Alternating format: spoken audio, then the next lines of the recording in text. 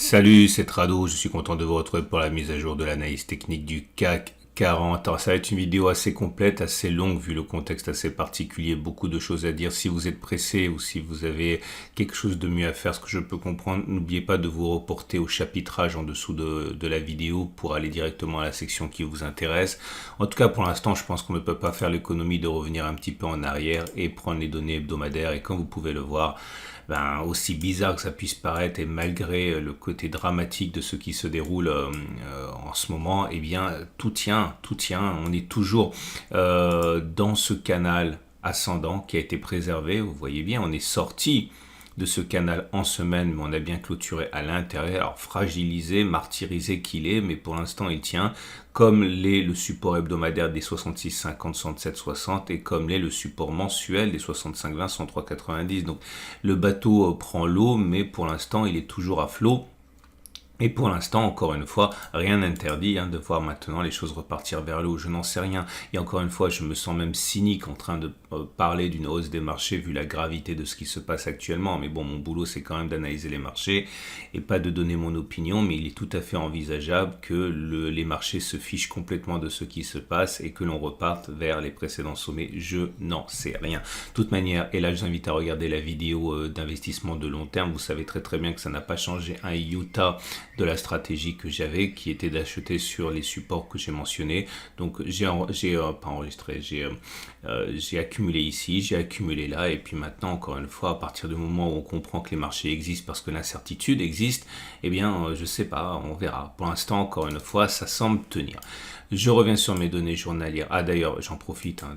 Ceux qui ont été séduits par la stratégie d'accumulation rationnelle, la vidéo dont je parle et que je mets à jour toutes les semaines est en ligne. C'est celle que vous pouvez retrouver en fin de vidéo sur l'investissement de long terme.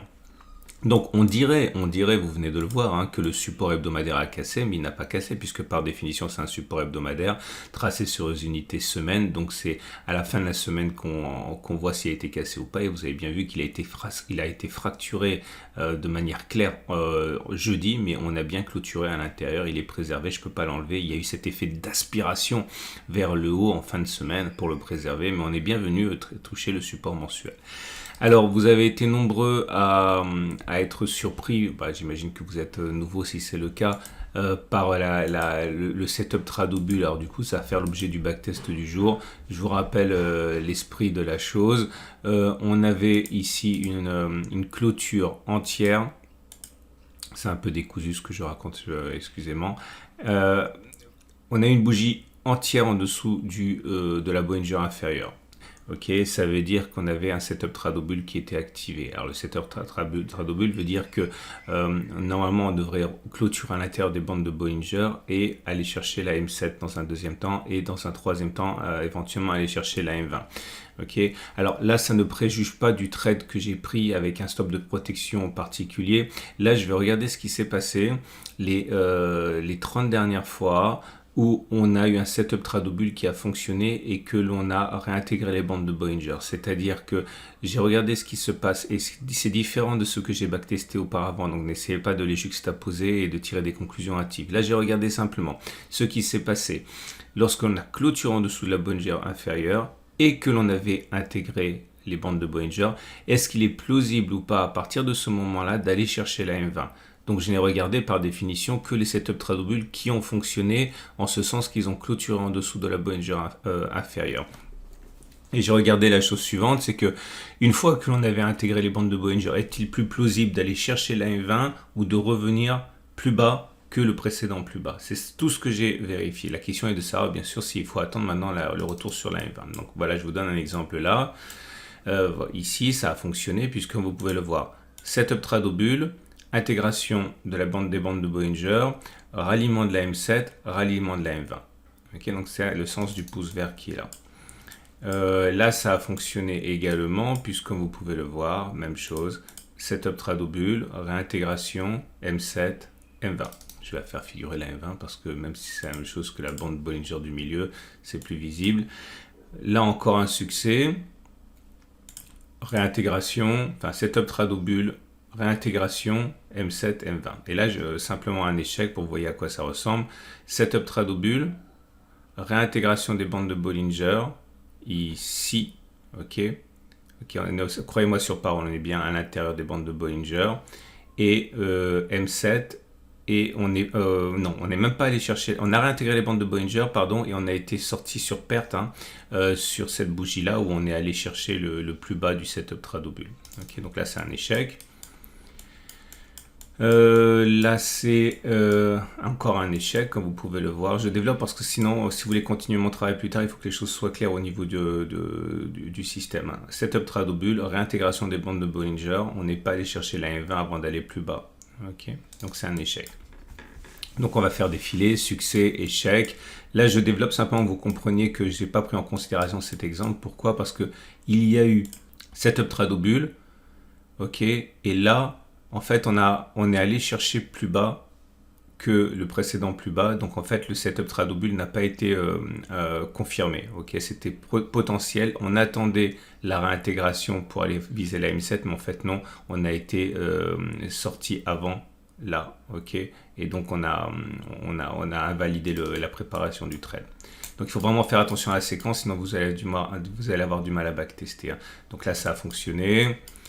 Échec, c'est assez rare, hein. J'ai été obligé de remonter, vous imaginez, j'ai fait l'origine du CAC 40 pour être vraiment sûr. Là non plus, je n'en ai pas tenu compte puisque, comme vous pouvez voir, setup Tradobule, ok, mais ça a été invalidé, on est allé plus bas avant de réintégrer les bandes de Bollinger, donc l'alerte a été levée. Hein.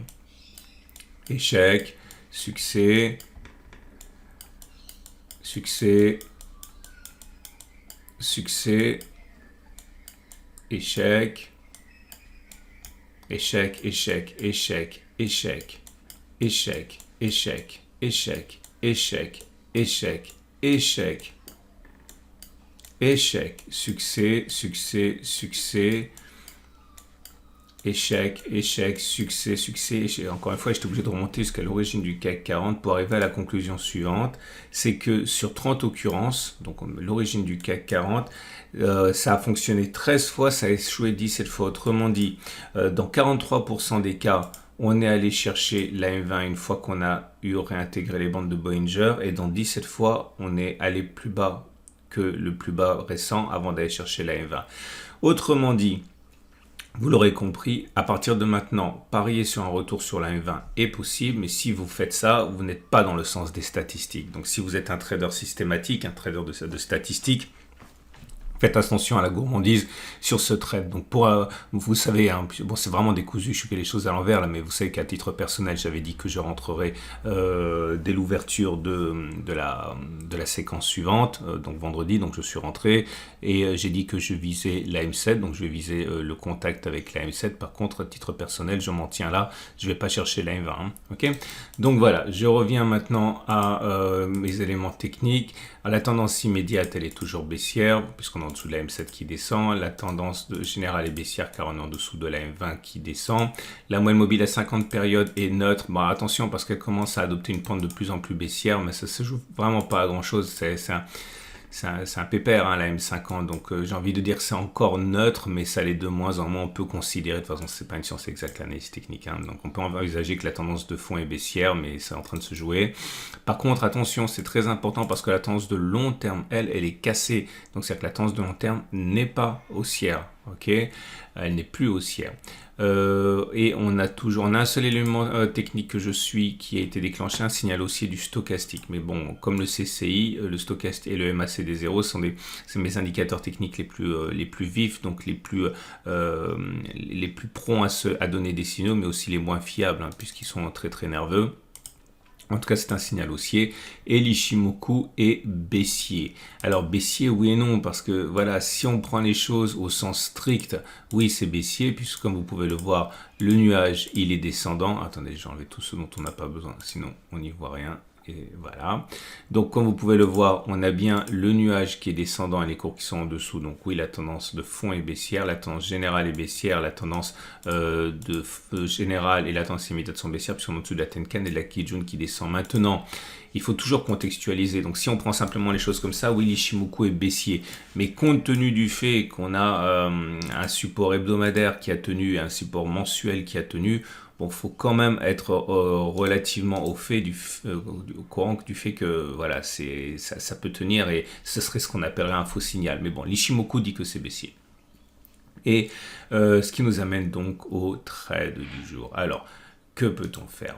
Plein de choses, même si, encore une fois, c'est compliqué. On peut envisager que la baisse soit terminée. Hein. Donc, ceux qui veulent acheter peuvent acheter maintenant, mettre un stop. Si l'objectif est de revenir sur le précédent sommet, on a 9% de potentiel de gain. Si vous mettez un stop très large, regardez, en dessous du support, même si on se met en dessous du support mensuel avec deux supports mensuels qui nous protègent, donc moins 10% de stop de protection et un objectif à 9,8%, on n'est pas un ratio gain risque 1 pour 1, mais si on rentre en deux fois, la deuxième position on espère, pourrait intervenir s'il y a un accès de faiblesse. Donc on aurait deux positions, une avec un ratio gain risque d'à peu près 1 et le deuxième avec un ratio gain risque supérieur à 1, ça peut tenir. Si vous voulez spéculer à la baisse, c'est la même chose, mais à l'envers, hein, pour envisager qu'on est parti, c'est mon sentiment, hein, de toute manière, qu'on est parti pour une année 2022 de latéralisation essentiellement. Hein. Il y aura une issue favorable, j'espère, à la fin, mais pour l'instant, on peut tout à fait envisager qu'on fasse ça.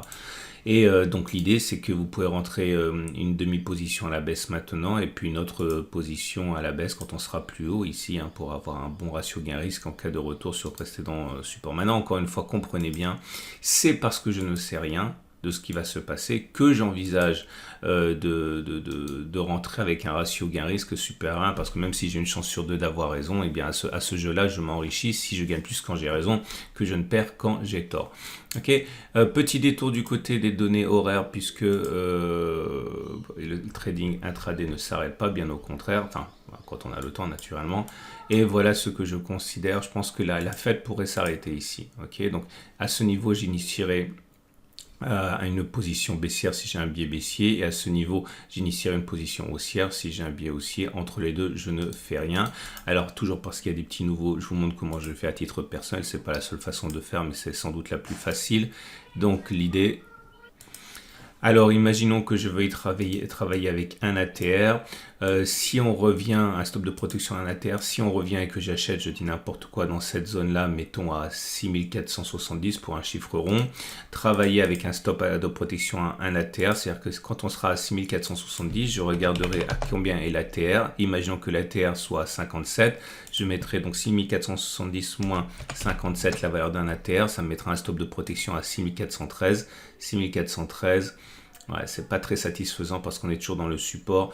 On risque donc soit là je pourrais prendre un stop de protection à 2 ATR par exemple, donc 6470, donc j'enlève encore 57, donc 2 ATR, ça veut dire 6356, c'est-à-dire mon stop de protection, il serait ici. Ok, ce qui est mieux. Mais attention, si je prends un stop de protection à 2 ATR, il faut que mon objectif soit au moins de 2 ATR, hein, pour que ce soit rentable. Hein. Donc, imaginons que 6456, ce soit ici. Eh bien, vous prenez la distance au stop de protection, 1,2, enfin 1,9%, vous reportez ça au-dessus, donc ça vous fait un ratio gain-risque au moins de 1 pour 1, c'est un minimum. Hein. C'est un minimum dans cette façon de faire là. Maintenant, si je veux spéculer à la baisse et que je prends un stop à un trade à 6890 par exemple, 6890, et si je veux un stop de protection à 2 ATR, donc j'ajoute la valeur de 2 ATR, 2 fois 57, ça fait un stop de protection à 7004. 7004, ça nous donne à peu près ici. Et 7004, ça veut dire qu'il faut viser au moins 2 ATR vers le bas. Voilà ce qu'on pouvait dire. Je vous invite maintenant à regarder, si ça vous dit, l'analyse technique de l'or qui a inscrit vendredi un record historique. L'or en euros n'a jamais été aussi élevé. Si vous voulez acheter de l'or, c'est peut-être le moment de commencer à accumuler. L'analyse technique de long terme, vous allez également avoir lundi matin la préparation de la semaine de trading pour toute la semaine, et également les cryptos qui semblent rebondir un petit peu. Excellente journée et à demain, à tout de suite pour d'autres vidéos.